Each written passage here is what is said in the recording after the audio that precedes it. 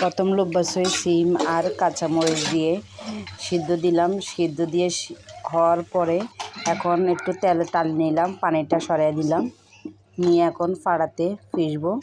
দেখেন, দেখতে থাকেন।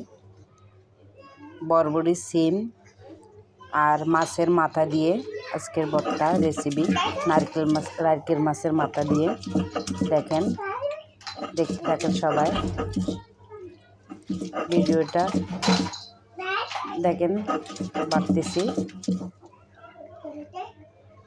এখন মাছের মাথা দিলাম, ধনিয়া পাতা দিলাম, পেঁয়াজ কুচি দিলাম, দিয়ে এখন বাটবো। বাটা শেষ হলে দেখেন, দেখতে থাকেন। ভর্তা দিয়ে আপনি 3 প্লেট ভাতও খেতে মন চাবে। কেন, ভর্তাটা অনেক সুস্বাদু। আপনি ট্রাই করতে পারেন আর রেসিপিটা দেখে ট্রাই করতে পারেন। সবাইকে ধন্যবাদ। আর চ্যানেলটা পাওয়ার জন্য, নতুন ভিডিও পাওয়ার জন্য সবাই চ্যানেলটাকে সাবস্ক্রাইব আর শেয়ার কমেন্ট করে দিন।